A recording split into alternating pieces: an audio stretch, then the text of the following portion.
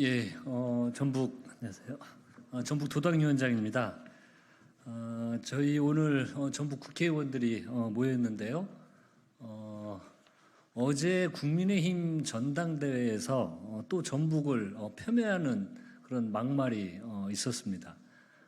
저희 전북 180만 도민들은 잼버리 파행을 윤석열 정부에서 전북에 떠넘기고, 그리고 저희들이 경험해보지도 못하고 듣지도 못했던 예산으로 보복하는, 그래서 전북 예산을, 새만금 예산을 78%를 삭감하는 이런 걸 목도를 해서 도민들께서 분개하시고 똘똘 뭉쳐서 싸웠던 경험이 있습니다.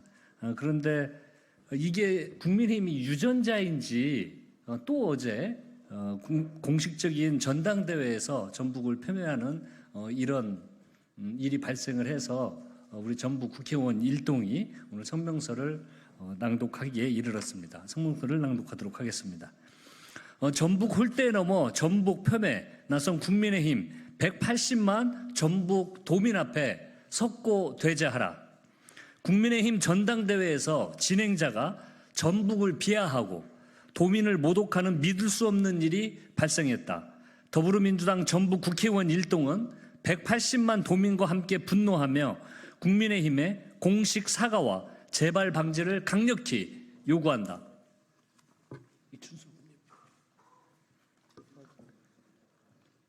예, 어제 국민의힘 전당대회 진행자는 각 시도를 호명하는 도중에 전북을 빠뜨린 것도 모자라서 지금까지 박수치지 않은 분들이 꽤 계신다. 이분들은 정체를 밝힐 수 없는 간첩이라는 시대착오적인 발언을 내뱉었다. 이후 다른 진행자는 전북을 따로 해야 하냐라며 막말을 쏟아냈다. 전국 각지의 당원들이 모인 자리에서, 그것도 1호 당원 윤석열 대통령까지 참석한 집권 여당 정당대회에서 전북 혐오 발언이 나왔다는 것에 경악을 금치 못한다. 이로써 윤석열 정권 내에 전북 차별과 홀대 분위기가 만연해 있다는 것이 다시 한번 증명됐다.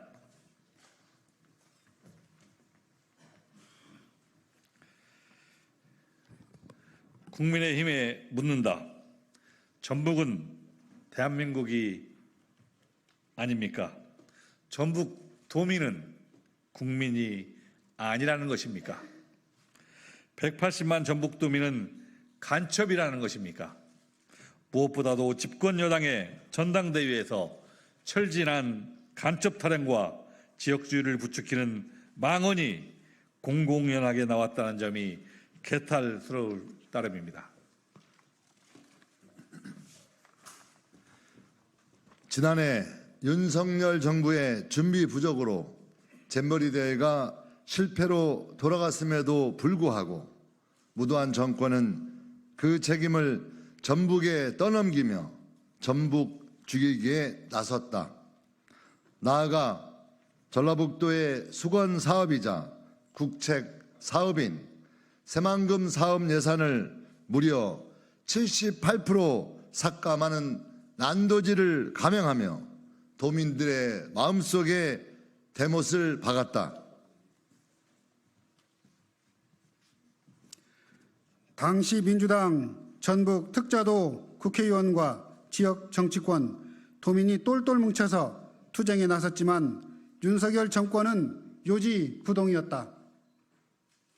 그럼에도 우리 전북은 3개월여의 처절한 싸움 끝에 국회 심의 단계에서 새만금 예산을 일부 복원해 낸 바 있다.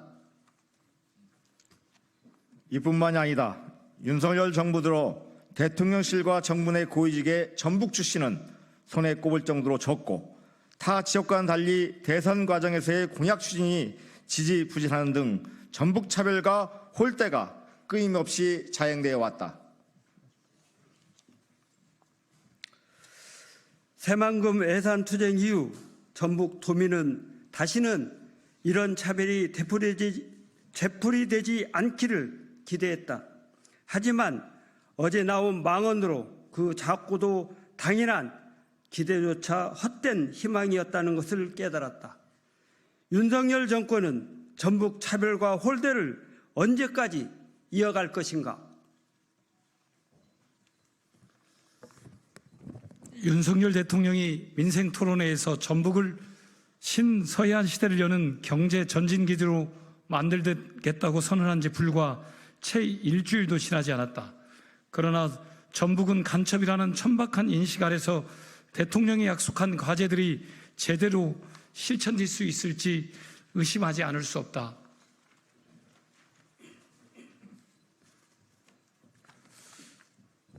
국민의힘에 요구한다. 전당대회에서 나온 망언에 대해 180만 전북도민 앞에 섰고 대제하라.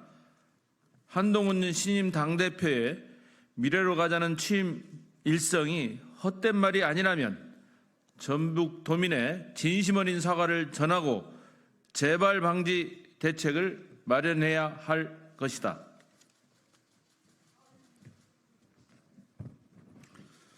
윤석열 대통령과 정부에도 전북 골대와 차별이 되풀이되지 않도록 전향적인 인식의 전환을 촉구한다.